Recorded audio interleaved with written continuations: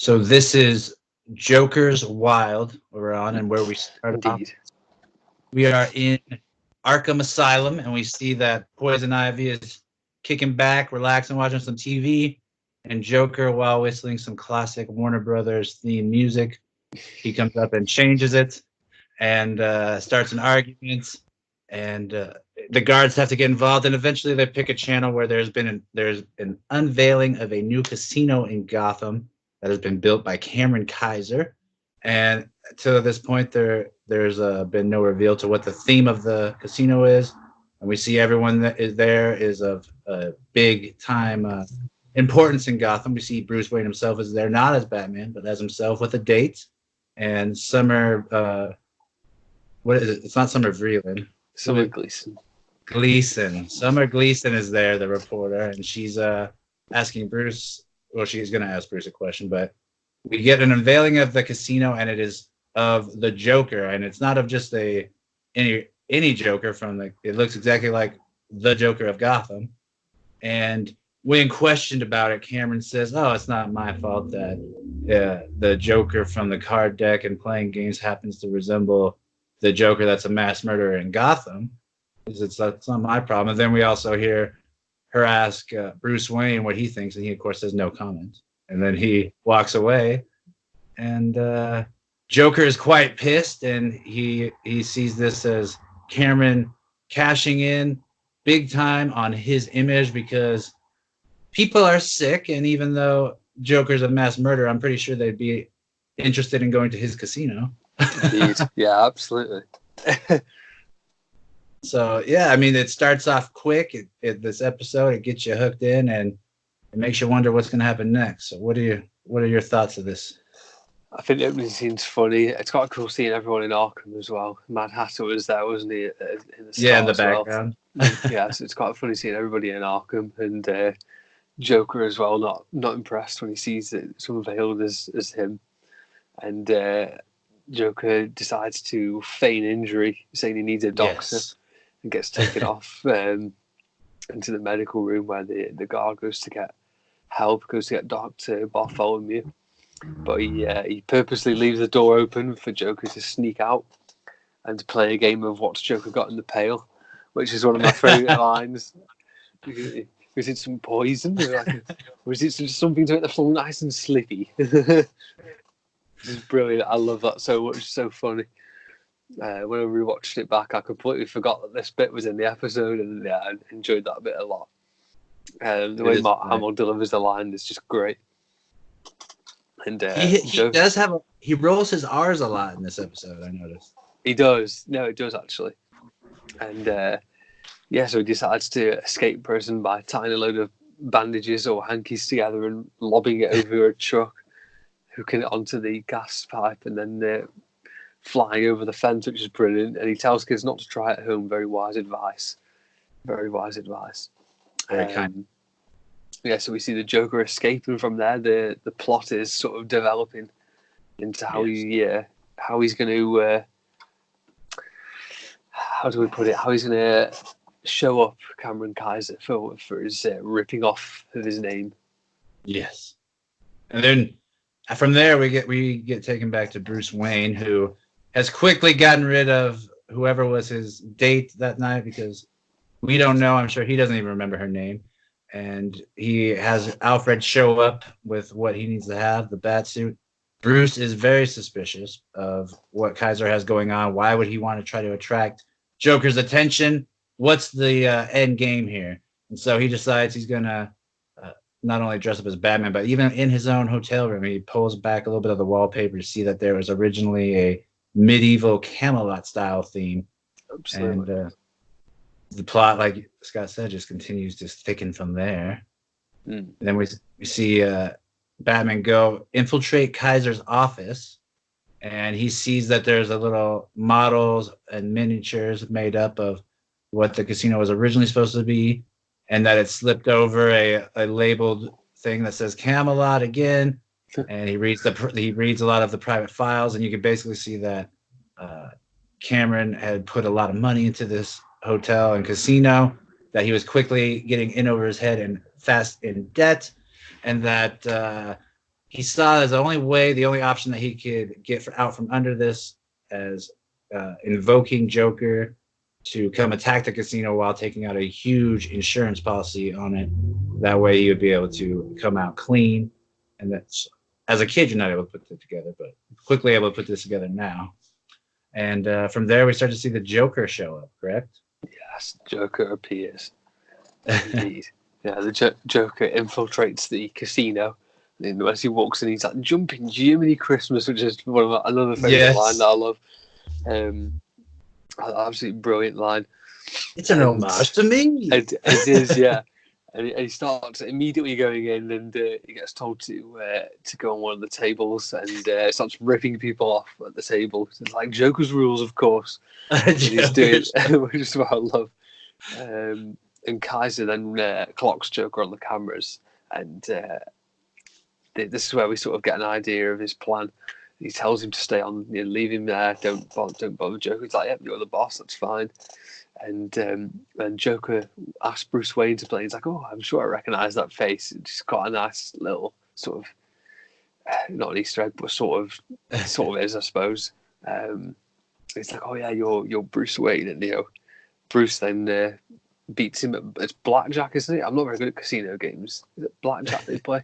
And yeah, it's blackjack. Yeah, he beats Joker at that, and Joker's pretty angry with that, which is quite funny. And something for the Wayne charity, of course. Yeah, I love that.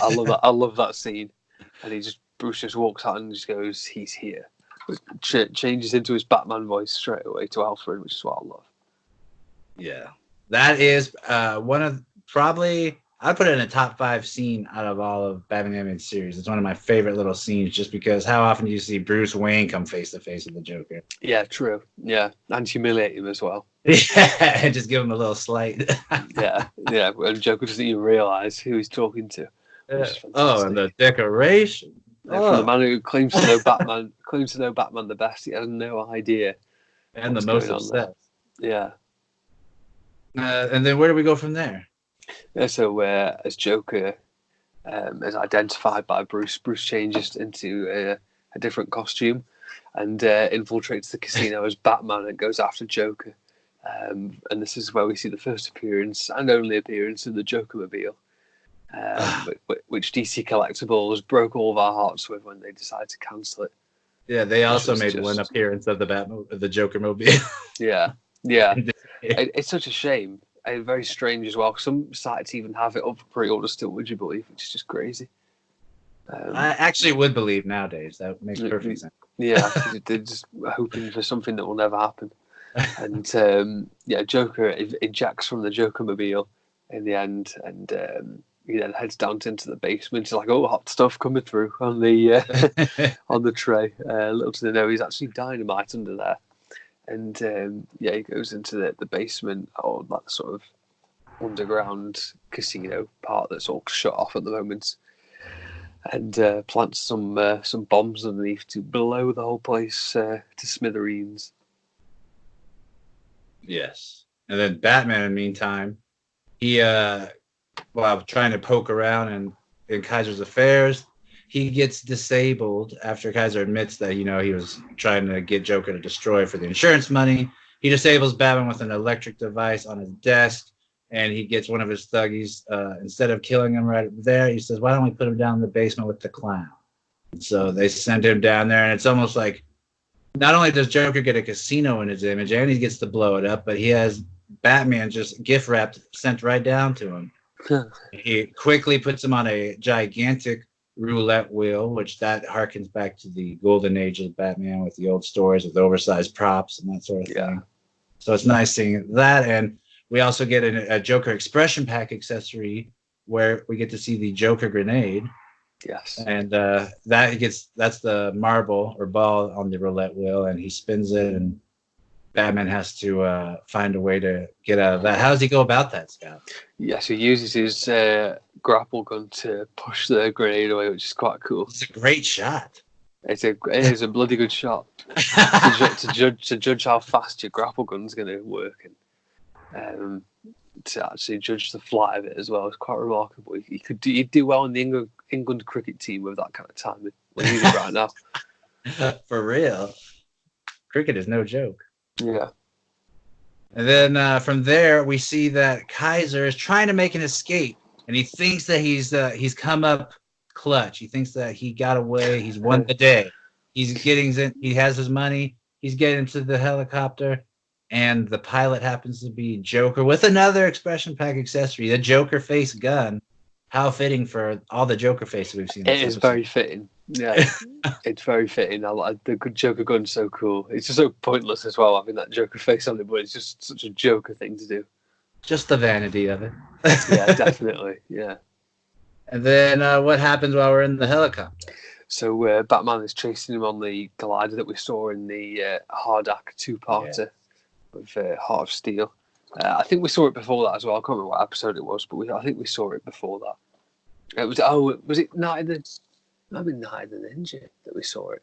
But it's stored above Wayne. It's stored above Wayne Enterprises. Oh no, that was that Heart of Steel.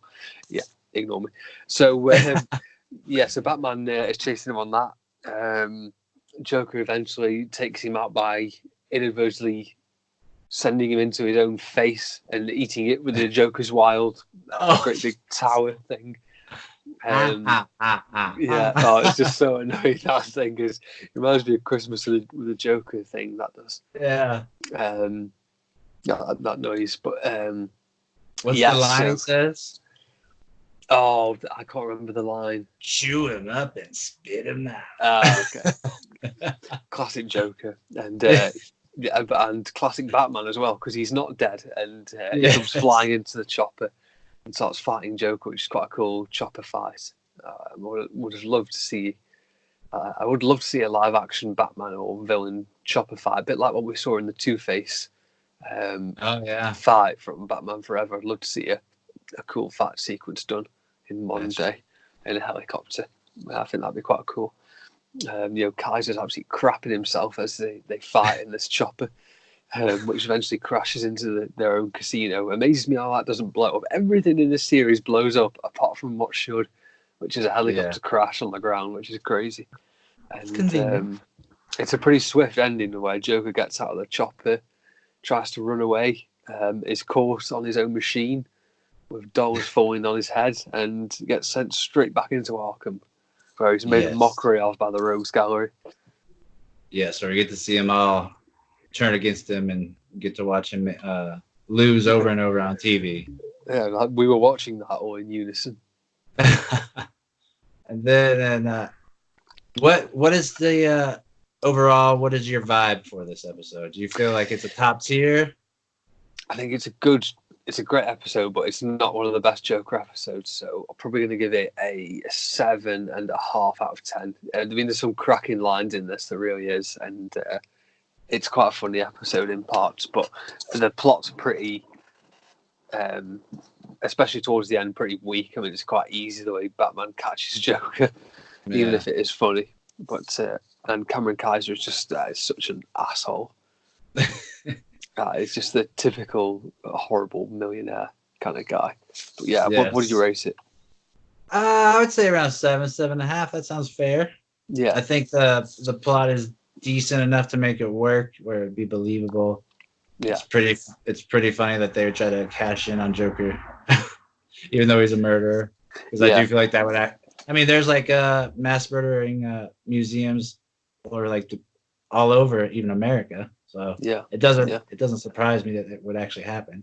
Yeah. The Joker, like you said, I think overall the episode is saved by the lines, because there are a few lines that just make you crack up. Yeah, and the accessories pack saved it. Yes, and also because it's not Batman's not very Batman this to be taken out so easily, and so the Batman part's weak, the Joker part's fun, and I think overall, like what you said, 7.5 is fair. Yeah, and when Bruce goes into the hotel room, he's got all his Batman props all around the room. I think that'd be.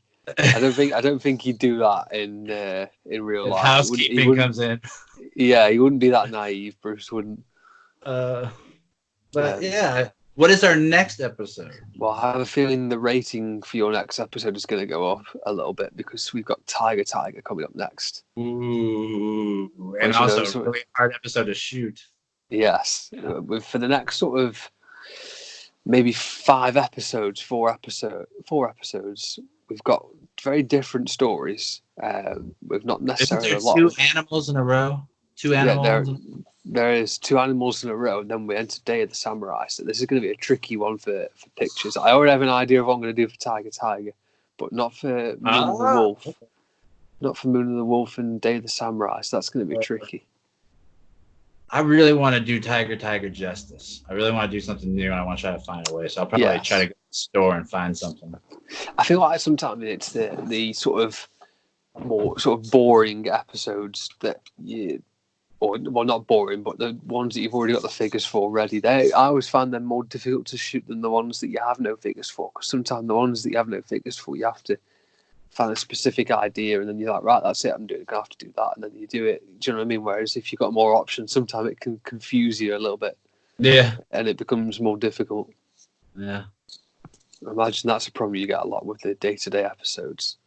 Definitely, and that's it's like, do I want to do something that I like? Do I want something that people are gonna have a lot of nostalgia for? Do I want to do something that's, I don't know, inventive or something that people might not? It's like that sort of thing. But overall, I try to pick what I'll be satisfied with most. Well, that's it. Yeah, I think you can only do that because if you try and please other people, it doesn't always go well because you don't always get across what you want to get across in a picture. So you just got to do what you want to do and hope people enjoy it. So it's difficult. And thankfully, in your case, they do, Scott. Likewise. They enjoy it. So you're crossing over into the New Adventures tomorrow. So that brings a whole set of different challenges with simple things like the change in tone is very different. It's more, I feel like in some ways it's more PC, the New Adventures, a little bit, you know. Obviously they were at that time planning on opening up the universe. Justice League probably was already in the pipeline by then, so they've purposely introduced characters to use for it, like obviously Firefly appears in it. You've got Etrigan that appears in it, the crossover with Superman. Livewire too, yeah. Supergirl coming over into the animated series and all that kind of stuff. I mean, even Cadmus stories are starting out in that series, which is amazing, really. But the New Adventures, I know we kind of talked about this before, but not in too much depth. What's the big challenge from changing from BTAS to New Adventures for you? Well, the first episode, right off the bat, there's so much in the first one. You're just overwhelmed with what shot you want to do because there's the clay face of Batgirl and Renee Montoya and Harvey, and there's the first appearance of Tim Drake, but you don't even get to know anything about him really. Yeah. There's the Joker in it. There's the iconic ending scene with Commissioner Gordon and Bruce. And also it's appropriate this time of year. Like the shot I just posted recently, I thought in my head, I was like, I could easily just save this and post this for tomorrow, holiday nights. It would still qualify as a shot for that. Yeah. So, but I didn't want to be that lazy. So, it's gonna be fun. There's certain episodes I get way excited for, and those are like Growing Pains. The first, what is it? Old Wounds. Yeah, Old Wounds. Sins of the Father with Tim Drake. Legends of the Dark Knight. Amazing. Mad Love's in this. A lot of people love Mad Love and don't even realize it's a new Batman Adventure episode. So, well, you talked about this being the last time that you do the run through, and now you're sort of, I say you're about 3/4 of the way through. What are you thinking ahead of that? It's still possible. I got a lot of stuff coming up so I just got to see how I'll adapt. But yeah, I love doing the photos. I love doing it so much. I can't imagine I'll stop altogether. Maybe it'll just be more spread out, and maybe I'll just each picture maybe every other day, or maybe once a week, or I have to make it to where it's like a quality piece of thing where it's not just redone and redone over and over. That sort of thing. Yeah, true. No, true. So, and that's what I thought about that yesterday. I was like, or today actually, it's weird. I'm out of the BTAS. Now into Joker with no lipstick. Yeah, it's a good chance to take pictures of figures that you don't normally do as well, though, so that's good. Yeah, there'll be some chances for Green Croc to get pictured. Big old Dark Knight Returns Batman. Yes, brilliant figure. But yeah, what is your figure of the week, by the way? Figure of the week. This was a difficult one to decide. It's a I tricky can one. imagine. I can imagine. There's a few different choices I was going to go for, but the one that I'm going to pick this week is a figure that I'm probably about to knock out the entire cabinet with when I pick it up. Thankfully, I haven't. Although somehow, this is a very bizarre thing. So the figure of the week I've just chosen is the Batman Begins figure. It was accidentally brought him along for a ride. Oh, Damien. With him. That's not, Damien. You're not in this universe. Get out. Batman Begins. I'm glad you picked that. Amazing figure. Doesn't get enough love. Yeah, I want to do some more pictures of this guy. Phenomenal suit. You have all the accessories for the exosuit that figure is basically could turn into, right? Yes, who I've been doing a few pictures of. Yeah, I've been doing a few pictures of a sort of custom figure that I've done pictures of before with that, if that makes sense. But yeah, I've been doing more pictures. Okay. I'm intrigued. Yeah, so that's really good fun. I want to do the scene where he's on the rooftop putting the ski mask on for the first time. You know the Mattel one that comes with the rubber ski mask. Well, when I brought this figure, the guy on eBay included that in there, so I'm going to use that as a little prop. Nice guy. I know, I was pretty crazy they put that in, but yeah. So that's definitely going to be the figure of the week, the Batman Begins Batman. I wouldn't be surprised if I end up watching that tomorrow night, Batman Begins. But yeah, how about you? What are you going to choose? I think mine is fairly easy to tell and guess. It's going to be this. It's going to be the head of the demon. Great choice. The 600-plus-year-old man, Ra's al Ghul. Yeah. Finally, we have a perfectly, I think, all-encompassing Ra's al Ghul figure, especially with the gauntlets. It looks amazing. And just before we came back on air to the episode review, Kevin actually messaged me, showing me a picture of him that he's picked one up. So I'm very excited to see that. Yeah, it looks fantastic. You guys will probably get to see it look really nice on Scott's camera because the face sculpt is so good. Oh, I'm definitely gonna have to do some pictures of him and Bruce, and Damien. Yeah, definitely. Well, our next guest is from Scott's neck of the woods, and he's a dear friend of us both, and we've known for this entirety of the time that we've been toy photographers. And it is someone that Scott also partners with on a weekly basis as well. And it is Lewis of the Bat Collector, and we've had him on twice now. And we want to get it on video.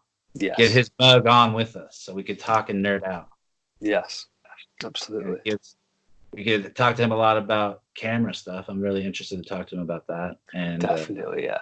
Just a lot of stuff in general. There's a ton of new stuff that we haven't gotten to catch up with him on.